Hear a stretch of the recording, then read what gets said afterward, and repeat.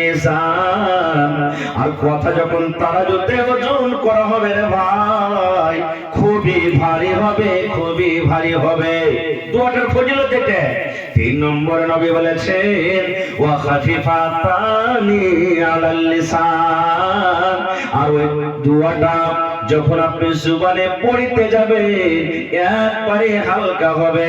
পড়িতে পারবো না এরকম কোনো নয়, যারা পড়ালেখা ওরা পড়িতে পারবে, যারা পড়ালেখা করেনি ওরাও পারবে, যারা আরবি জানে ওরাও পারবে, যারা আরবি জানে না ওরাও পারবে।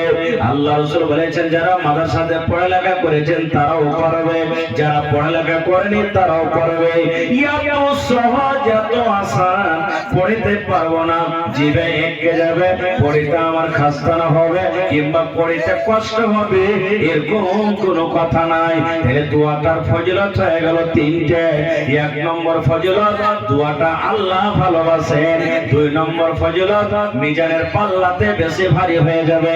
3 নম্বর ফজিলত, জবানে পড়িতে কোনো মুশকিল হবে না। নবী বলেছেন দোয়াকে সুবহানাল্লাহি ওয়া বিহামদিহি সুবহানাল্লাহিল আযীম। পড়েন আমার সাথে, মায়েরা মনে মনে আপনারা পড়েন আর আপনারা পিছনে দরকার পড়েন সুবহানাল্লাহি ওয়া বিহামদিহি সুবহানাল্লাহিল আযীম সুবহানাল্লাহি ওয়া বিহামদিহি সুবহানাল্লাহিল আযীম। ভেজাল লাগলো?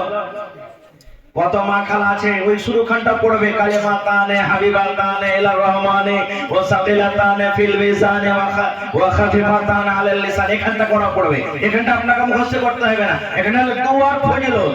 আপনাকে পড়তে হবে শুধু এখানটা সুবহানাল্লাহি ওয়া বিহামদিহি সুবহানাল্লাহিল আযীম সুবহানাল্লাহি ওয়া বিহামদিহি সুবহানাল্লাহিল আযীম। এ আমার মায়েরা, খালারা, এ আমার দিদিরা, ইয়া কপরের গীবত না করে, ইয়া কপরের চুগলখড়ি না করে, ইয়া কপরের বুরাই না করে, মাকে, খালাকে, বোনরে, ভাইরে, যদি এই দোয়াটা আপনি পড়েন, এই দোয়াটা যদি আপনি পড়েন, আল্লাহ খুশি হয়ে যাবেন, আল্লাহ রাজি হয়ে যাবেন। আপনার কিয়ামতের দিন মিজানের পাল্লা ভারী হয়ে যাবে, মিজানের পাল্লা ভারী হয়ে যাবে, আল্লাহ রাব্বুল আলামিনের দরবারে পেয়ারা বান্দা বান্দি হয়ে যাবে। নারে তাকবীর। একটা আপনাকে দোয়া দিয়ে দিল, আরেকটা দোয়া শিখালেন। দোয়াটা তো জানছে মা খালারা, কিন্তু মেলায় মানুষ ফজিলত জানে না। কি দোয়া? লা ইলাহা, পড়েন, লা ইলাহা ইল্লা আনতা সুবহানাক ইন্নী কুনতু মিনাজ জালিমিন। লা ইলাহা ইল্লা আনতা সুবহানাক ইন্নী কুনতু মিনাজ জালিমিন। কে পড়েছিলেন এটা? হযরত ইউনূস আলাইহিস সালাম। ইউনূস নবী পড়েছিলেন। কখন? যখন ওর কওমের উপরে রাগ করে, গোসা করে বাড়ি ঘর ছেড়ে যখন চলে গেছিলেন বাহিরে, ঘাট পার হইতে হবে, নদী পার হইতে হবে, মেলায় লম্বা ঘটনা আছে। ঘাট থেকে, নৌকা থেকে এবার পানিতে পড়ে গেলেন। যখন নৌকা হাবুক দুবুক করতে শুরু হলো, পানিতে যেমনই পড়ে যা, মাছ হা করে ছিল সমুদ্রে, মাছের ভিতরে ঢুকে গেলেন, মাছ গিলে নিলেন।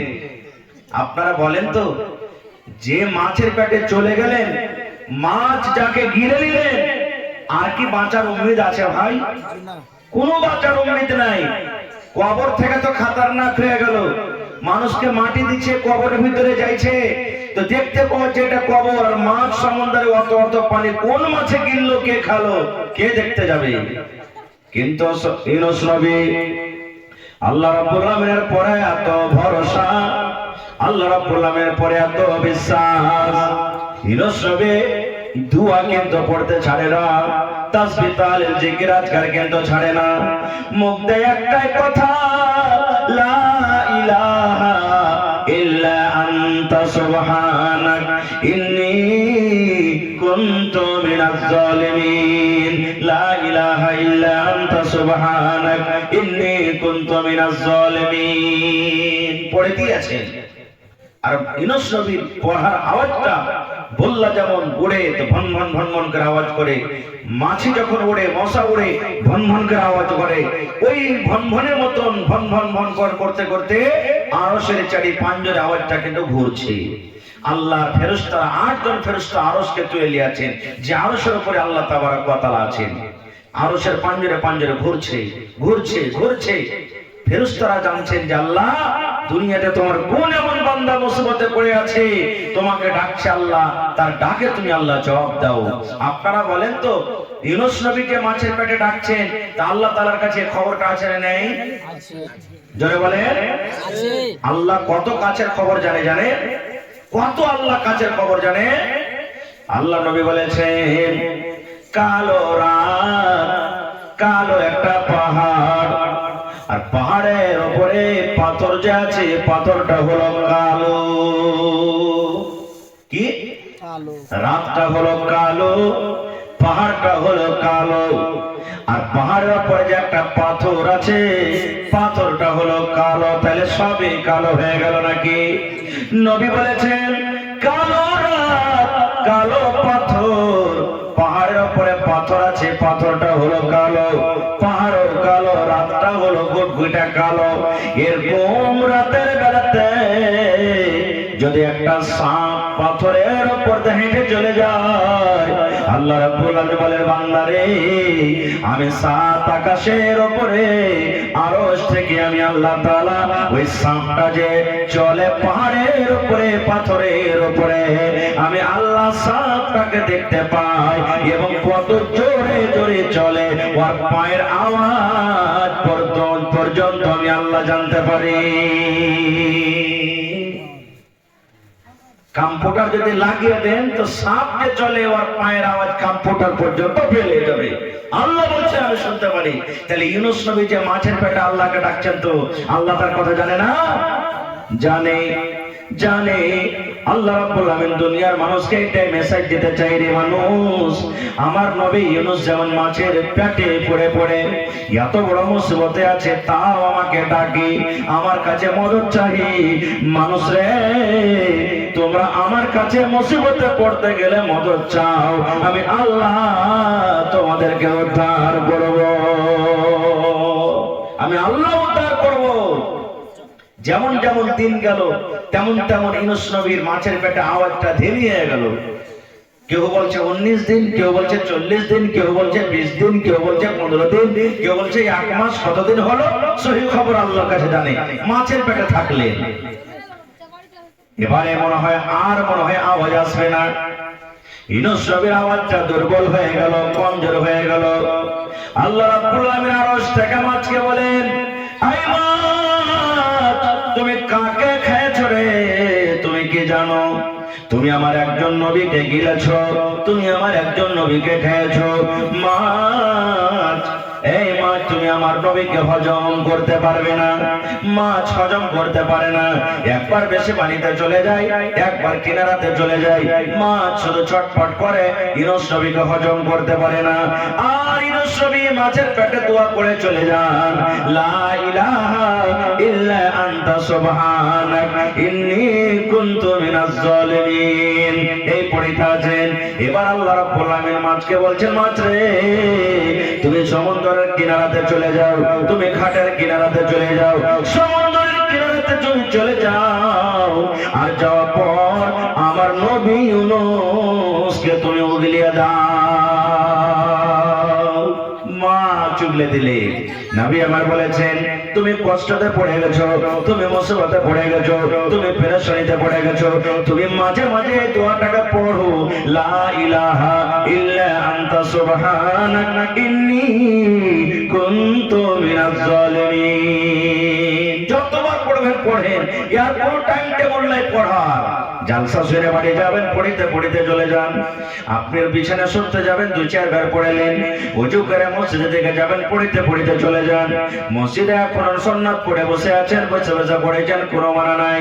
এই ভাই মুসলমান, মায়েরা খালারা বাড়িতে ভাত রান্না করে মাঝে মাঝে পড়ে নিলেন, বাচ্চাকে দুধ পান করায় মাঝে মাঝে পড়ে নিলেন, আগিনা গলে ঝাড় দেয় মাঝে মাঝে পড়ে নিলেন, রাস্তা পে আরো হাঁটে কোনো কাম করে পড়ে নিলেন।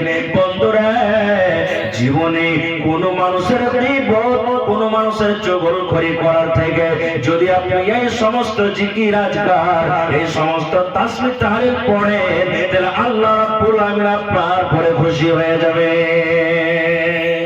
হবে না? হবে না? হয়ে যাবে ভাই মুসলমান। তবে জিভাটা হলো কি আল্লাহ রাব্বুল আলামিনের বড় একটা নিয়ামত। এবার বলবেন মাওলানা নিয়ামত আল্লাহ আছে কত? আল্লাহ কত নিয়ামত আমাদেরকে দিয়েছেন?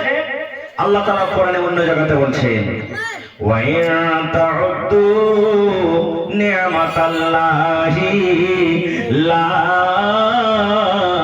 তুহসুহা।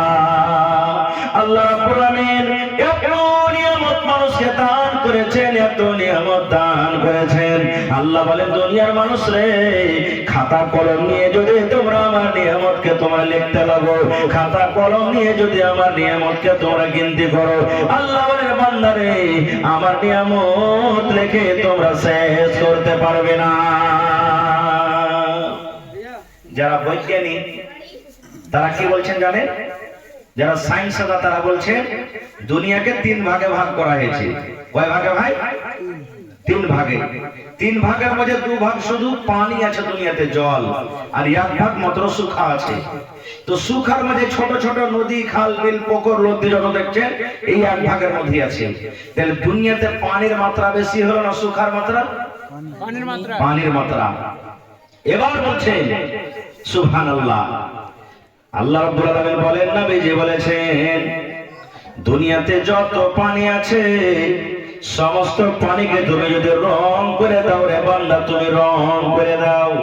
আগেকার মানুষ যারা বুড়া মানুষ আছেন, বুজুর্গ মানুষ আছেন, এরকম কলম ছিল না বলওয়ালা, যেগুলা মানুষ বিয়া শাদীতে রং মাখে না, রংওয়ালাকে গুইলে পাটখড়ি কিংবা কমচির কলম করে একটু করে ডুবাইতো কার লিখতো, একটু করে ডুবাইতো কার লিখতো নাকি? আপনারা দেখেননি, যখন নওজওয়ান আছে, আমার বয়স্ক যারা বাপজি বয়স আছেন তারা জানে, লিখেছে আল্লাহ রাব্বুল আলামিন বলেন, দুনিয়ার মানুষ রে, দুনিয়াতে যত পানি আছে রে বান্দা, সমস্ত পানিকে যদি তুমি রং করো, রং করে দাও রে বান্দা। আর দুনিয়াতে যত গাছ গাছালি আছে রে বান্দা, সমস্ত গাছকে কেটে কেটে তুমি যদি কলম করে নাও। আল্লাহ বলেন, দুনিয়ার মানুষ রে, দুনিয়ার সমস্ত পানিকে তুমি যদি রং করে দাও রে বান্দা, তুমি যদি রং করে দাও, আর সমস্ত গাছ গাছালি দুনিয়াতে যত আছে কেটে কেটে কেটে কেটে তুমি কলম করে দাও। আর তারপরে আল্লাহ বলেন, আমার জন্য তোমরা আমার নিয়ামত লিখতে যদি তোমরা শুরু করে দাও, আল্লাহ বলেন, দুনিয়ার মানুষরে, দুনিয়ার সমস্ত পানি যত আছে রং করে শেষ হয়ে যাবে রে বান্দা। দুনিয়ার যত গাছ আছে সমস্ত গাছ লিখতে লিখতে কলম করে লিখতে লিখতে হয়ে যাবে, কিন্তু আল্লাহ বলেন বান্দারে, লা তুহসুহা, আমার নিয়ামত লিখে তোমরা শেষ করতে পারবে না। এত নিয়ামত আমি দিয়েছি, আল্লাহ বলছেন আমার নিয়ামত লিখে শেষ করতে পারবে না। কি কি নিয়ামত? কি কি নিয়ামত আল্লাহ তাবারক ওয়া তাআলা দিয়েছেন? ভাই মুসলমান, একটা নিয়ামতের কথা বলছি। এখন আপনারা এই সময়তে আমরা ভোরবেলাতে ফজর নামাজ পড়ি, চা নাস্তা বাড়িতে কিংবা দোকানে, হয়েছে না হয় না? কথা বলেন, হয়েছে না হয় না? 8টা 9টা যেমনি বাঁচলো, রুটি ভাত যে যেটা খাই। আবার জোহরের নামাজ পড়ার পর ভাত, আবার আসরের নামাজ পড়ে চলে গেলাম চপ কিংবা বাড়িতে চা বিস্কিট, আবার মাগরিবের পর কিংবা এশারের পর ভাত কিংবা রুটি। 3 বেলা 4 বেলা আমাদের খাবার হচ্ছে।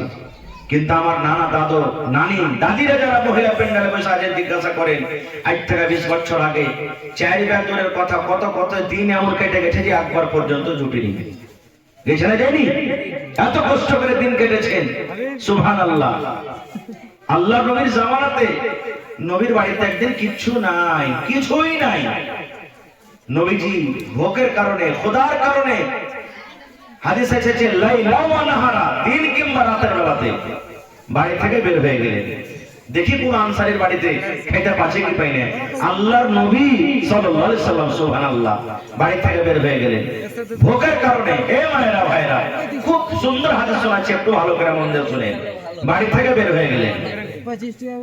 আল্লাহ নবীর 2 জন বন্ধু, আল্লাহ নবীর 2 জন দোস্ত একজনের নাম হলেন হযরত আবু বকর সিদ্দিক রাদিয়াল্লাহু তাআলা আনহু, আর একজনের নাম হলেন হযরত উমর ফারুক রাদিয়াল্লাহু তাআলা আনহু। ওরা খুব ভোগ লেগেছে, বাড়িতে কিছু নাই। নবীজিও বা জানেন না যে ওরা দুজন ভোগের কারণে বাড়ি থেকে বের হয়েছে, আর ওরা দুজনেও জানে না যে নবীজি ভোগের কারণে বাড়ি থেকে বের হয়েছে না। নবীও জানেন না যে হযরত উমর আবু বকর বাড়ি থেকে বের হয়েছে। নবীজি হেঁটে চলেছে, দেখছেন দুইজন, হযরত উমর রাদিয়াল্লাহু তাআলা আনহু আর হযরত আবু বকর রাদিয়াল্লাহু তাআলা আনহু রাস্তাতে দেখা হয়ে গেল। তাহলে দুজন ওরা, নবী একজন, কয়জন হলে? তিনজন হয়ে গেলেন।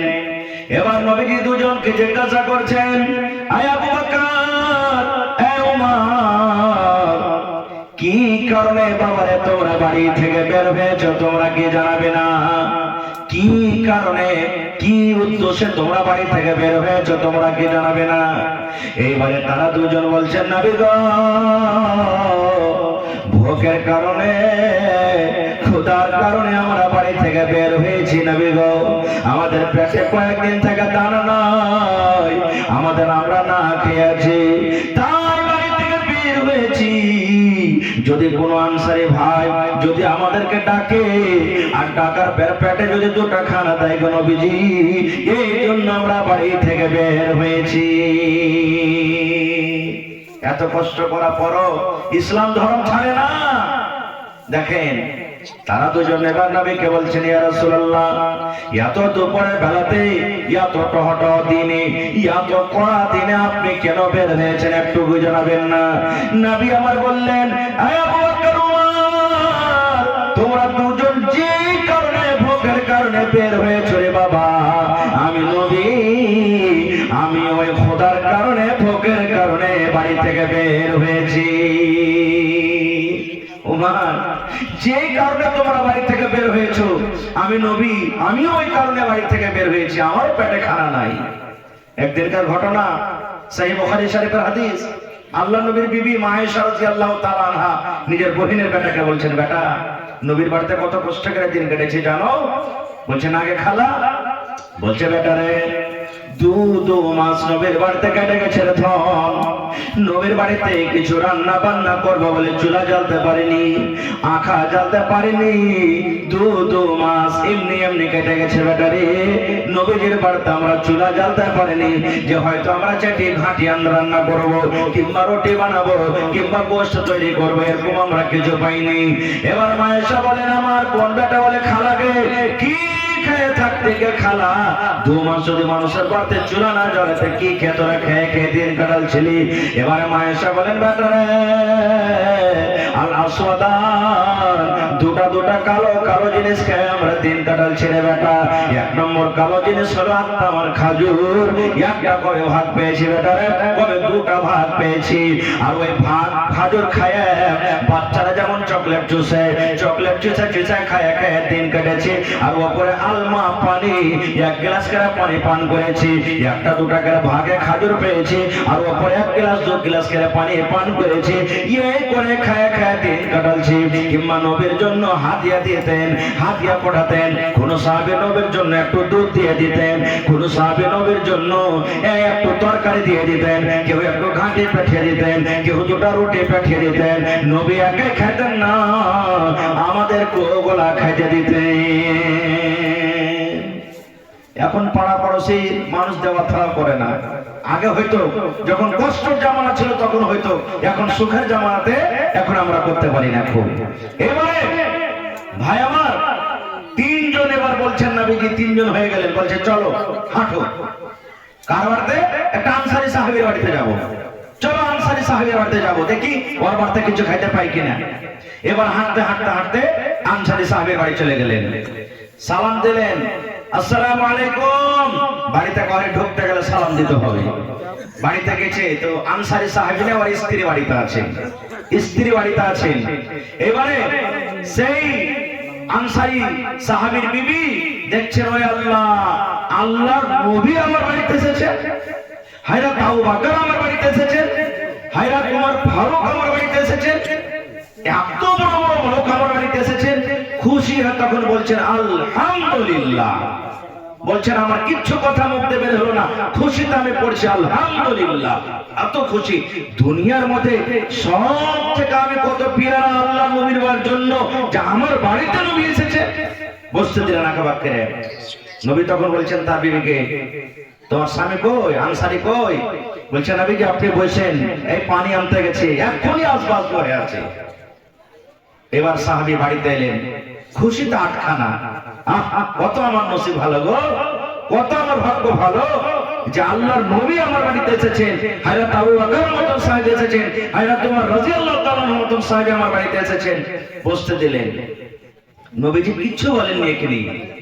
আনসারী সাহাবী এবার নবীর দিকে দেখে, হযরত আবু বকর রাদিয়াল্লাহু তাআলা আনহুর দিকে দেখে, হযরত ওমর ফারুকের দিকে দেখে, কিন্তু আনসারী সাহাবী বুঝে লেছেন এরা কিন্তু না খায় আছে, এরা কয়েকদিন থেকে খাইতে পাইনি, সুখা সুখা লাগছে মুখ। দেখেন যে যাকে ভালোবাসে ওর অবস্থা কিন্তু বুঝে ফেলবে। সাহাবে কেরাম তো নিজের জান মাল আল্লাহর নবীর জন্য কুরবানি করে দিয়েছেন। এবার নবীকে বলছেন নবীজি বসেন, একটু আপনি বসেন, আমি একটু আসছি। দৌড়াতে দৌড়াতে খাজুরের বাগান ছিল রে ভাই, দৌড়াতে দৌড়াতে আনসারী সাহাবী খাজুরের বাগান চলে গেলেন। আর খাজুরের বাগানকে সুন্দর করে খাজুর পড়ে নিলেন। 3 প্রকারের খাজুর পড়লেন, কাঁচা গালা কিছু পড়লেন, কিছু পাকা পড়ে নিলেন, আর কিছু ডাক্কর মানে আধা কাঁচা আধা পাকা পড়ে নিলেন। তখন আমরা ডাক্কর বলি, কথা বলি ডাক্কর কাকে বলি?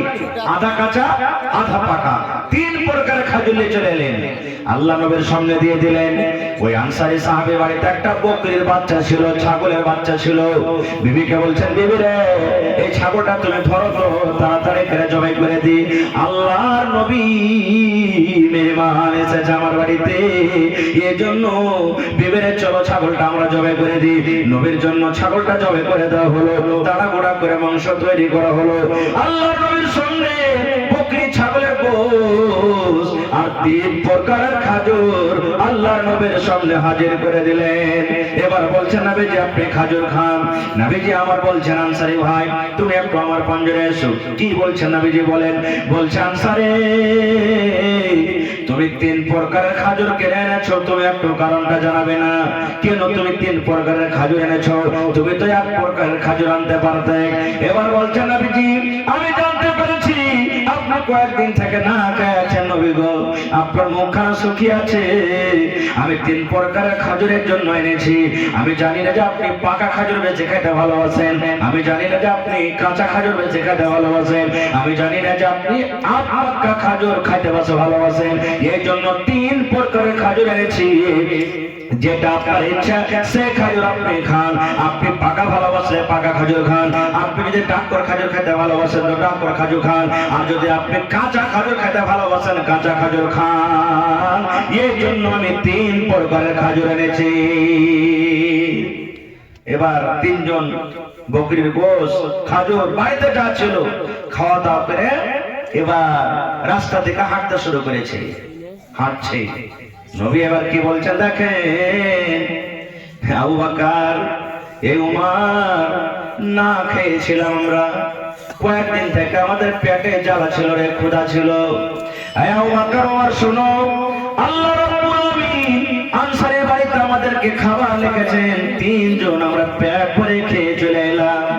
হে আবু বকর ওমর শুনো, আল্লাহ রাব্বুল আলামিন কিয়ামতের দিন জিজ্ঞাসা করবেন এই খানা এবং খাজুর সম্পর্কে, আল্লাহ কিয়ামতের দিন সওয়াল করবেন, আল্লাহ কিন্তু ছেড়ে দেবেন না। আল্লাহ কিয়ামতের দিনে খাওয়া সম্পর্কে জিজ্ঞাসা করবেন, আল্লাহ ছেড়ে দিবেন না। এ ভাই এত কষ্ট করে যদি না খাওয়া মানুষ যদি খায়, আর যদি নবী বলেন কিয়ামতের দিন এই খানা সম্পর্কে সওয়াল হবে, তাহলে যে আমরা বইয়েতে যাই আর বইয়েতে যাওয়ার পর আধা আধি খাই আধা আধি পাতাতে রেখে আসি, তাহলে আমার অবস্থা কি হবে? হয়েছে না হয় না? কোন এমন বিহা দেখতে পাবেন না যে ওই বিহাতে অর্ধেক খানা বরবাদ হয়নি। জানেন রে ভাই, ওই খানাতে আমি দেখতে পাই মাঝে মাঝে মেলা জায়গাতে জমা পড়ে কখন মুর্শিদাবাদে জমা পড়ে, কখন হয়তো বিহারে, কখন আর কোথায় জমা পড়ি, কখন ঝাড়খণ্ডে পড়ি। আমি দেখছি আপনারা জানেন জুমার দিন ইমাম সাহেব এলান করে, ও গ্রামের ভাই, অমুক জায়গা থেকে একটা লোক এসেছে কিংবা একটা মহিলা এসেছে, বেটির বিয়ে দিবে, এই জন্য তোমরা 10 বেশ 50 করে তাকে তোমরা সাহায্য করো। এলান হয় না, হয় না? এরকম আপনারা এলান শুনতে পান। এবার আপনাকে বলবো ভাই রে, আমি আপনি যে বরযাত্রী গিয়েছি রে ভাই, ওই বরযাত্রীর মান সম্মান করতে গিয়ে, গোশত জোগাড় করতে গিয়ে, নাস্তা জোগাড় করতে গিয়ে আমরা মসজিদে মসজিদে ভিক্ষা করি আমরা ছেড়ে দিয়েছি। বলেন আল্লাহ রাব্বুল আমিন এরকম খানা সম্পর্কে কিয়ামতের দিন আল্লাহ জিজ্ঞাসা করবেন কি করবেন না? ছেড়ে দিবে আল্লাহ? জোরে বলে ছেড়ে দিবে কি? আল্লাহ তাবারাক ওয়া তাআলা ছাড়বেন না। খুব আল্লাহ বলেন যে সুম্মা লাতুসআলুনা ইয়াওমা ইযিন আনিন নাঈম, আল্লাহ কিয়ামতের দিন প্রত্যেক নিয়ামত সম্পর্কে জিজ্ঞাসা করবে। এবারে সময় খুব শর্ট বলতে ঠান্ডার মৌসুম, ঠান্ডার মৌসুম, ঠান্ডার সময়। এ ভাই, আমি জানছি এলাকার মানুষ আমাকে এত আলহামদুলিল্লাহ ভালোবাসেন, গোটা রাত ওয়াজ করলে আপনারা বসে থাকবেন, হিলবেন না কেউ। তবে ইনশাআল্লাহ সময় পেলে কিছু কথা আরো বলবো পরে। তবে হলো এটা বানাত মাদ্রাসার জালসা। আল্লাহ যে আমাকে আপনাকে একটা বেটি দান করেছেন, এটা নিয়ামত। নিয়ামত এটা, বেটিকে অবহেলা করিয়েন না, বেটিকে খবরদার, বেটির পায়ে মন খারাপ করিয়েন না, স্ত্রীকে গালি দিয়েন না, জ্বালা পোড়া করিয়েন না বেটির কারণে। আল্লাহ নবী বলেছেন যাকে আল্লাহ রাব্বুল আমিন দুটা বেটি দিয়ে আল্লাহ জয়েশ করেছেন, ওরে আল্লাহ যাকে আল্লাহ বেটি দিয়েছেন, একটা বেটি হোক, দুটা হোক, তিনটা হোক, পাঁচটা হোক, সাতটা হোক, 10টা হোক, দুনিয়াতে কত এমন মা আছে আল্লাহ রাব্বুল আমিন তাকে একটাও বেটা দেয়নি, শুধু বেটি হয়েছে। আজকে আমার গ্রামে একজন মেহমান এসেছিলেন, কথাতে বলছেন মাওলানা আল্লাহ আমাকে 9টা বেটির বাপ করেছে, এখন পর্যন্ত আমার কিন্তু বেটা হয়নি। আল্লাহ আমাকে 9টা বেটি দান করেছেন। এরকম দুনিয়াতে কত মানুষ আছে কার শুধু বেটি দুনিয়াতে আছে, কত মানুষ আছে শুধু বেটা দুনিয়াতে আছে। আমি বলবো ওই বেটির বাপ বেটি পায় মন খারাপ করিয়েন না রে ভাই। নবী আমার বলেছেন বেটি আপনার বাড়িতে এসেছে, বেটিকে সুন্দর করে লালন পালন করে শক্তি হিসাবে পড়িয়ে লেখে, বেটি যখন বড় হবে তার ভালো জামাই দেখে, ভালো বাড়ি দেখে যদি বিয়ে দিতে পারেন, নবী বলেছেন আমি নবী আর ওই বেটির বাবা জান্নাতের ভিতরে যাব। কেমন হয়ে জান্নাতে থাকবো? নবীজি দুটা লোককে ইশারা করে বলছেন বেটির বাপ আমি নবী আর ওই বেটির বাপ, দুটা লোক কেমন পাশাপাশি হয়ে আছে, ওই বেটির বাবা জান্নাতের ভিতরে পাশাপাশি হয়ে থাকবো। নারে নবী আহা, এই দেখেন মাশাআল্লাহ। আসসালামু আলাইকুম, ভালো আছেন? মাশাআল্লাহ, দেখেন বছরে জালসা করতে আসছি আর আপনার সাথে গল্প হয়ে যায়। মাশাআল্লাহ। তো এতক্ষণ তো ওয়াজ করছো না, আপনারই মানে মনে হয় প্রথমে দুয়া হবে নাকি ইনশাআল্লাহ আজকে জালসাতে? কহেন কোন জায়গায় লাগছে বেকার? হ্যাঁ, সব বাড়ি লাগছে 10,000 15,000 করে দেন। গত বেলা 10,000 দিল নাকি? হ্যাঁ, এই বেকার কম হয়ে গেল, বেশি না করতে হবে। আচ্ছা অসুবিধা আল্লাহ দূর করে ইনশাআল্লাহ 10,000 টাকা করেন আপনি। জি আচ্ছা 2,000 করে 5,000 করে দেন, কাটা কাটা করিয়ে না, ঠিক আছে? ঠিক মাশাআল্লাহ। নারে তাকবীর, জাযাকাল্লাহু খাইরান জাযা ওয়া আহসানাল জাযা। রব্বানা যালামনা আনফুসানা ওয়া ইল্লাম তাগফির লানা ওয়া তারহামনা লানাকুনান্না মিনাল খাসিরিন। আচ্ছা মাদ্রাসার ছাত্রীরা একটা বলেন যে মা খালার কাছে যাবে চাদর নিয়ে, আমার বোনেরা চাদর নিয়ে যাও তোমরা, আর মায়েরা খালারকে বলবো চাদরে মন দিয়ে দিয়ে টাকা পয়সা গহনা গাঠি সোনা চাঁদি ছাগল বকরি আপনারা মন দিয়ে দিয়ে তাড়াতাড়ি করে পাঠান। মাশাআল্লাহ মোহাম্মদ মুসা 500 টাকা, মাশরাকুল ঠিকাদার 5000 টাকা, নারে তাকবীর। মোহাম্মদ মাহফুজ 500 টাকা, আবুল কালাম 1000 টাকা। মাশাআল্লাহ জাযাকাল্লাহু খাইরান জাযা ওয়া আসরাল জাযা।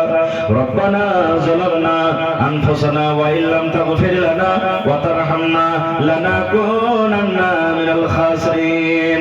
রব্বানা আতিনা ফিদ দুনিয়া হাসানা ওয়া ফিল আখিরাতি হাসানাতাও ওয়া কিনা আযাবান নার। আয় আল্লাহ, তোমার বান্দাকে দেখো, আমার একরা বানাত মাদ্রাসার জন্য আল্লাহ মাশরাকুল সাহেব 5000 টাকা জমা করে দিলেন, কেউ 500 করে দিলেন, কেউ 1000 টাকা দিয়েছেন। আল্লাহ তাদের দানকে তুমি কবুল করে নাও। আল্লাহ রুজি রোজগারে বরকত দাও, কামাই খামাইতে আল্লাহ বরকত দাও, হাতে টাকাতে পয়সাতে বরকত দাও। হে রব্বুল আলামিন, আল্লাহ যতদিন দুনিয়াতে বাঁচবে তুমি ইমানের হালাত রাখো, নেককার দিনদার করে রাখো। আল্লাহ হাতে টাকাতে পয়সাতে বরকত দাও। যারা দুনিয়া থেকে চলে গেছেন তাদের কবরে তুমি জান্নাতের বিছানা দিয়ে দাও। রব্বানা তাকাব্বাল মিন্না ইন্নাকা আনতাস সামিউল আলিম। আমিন।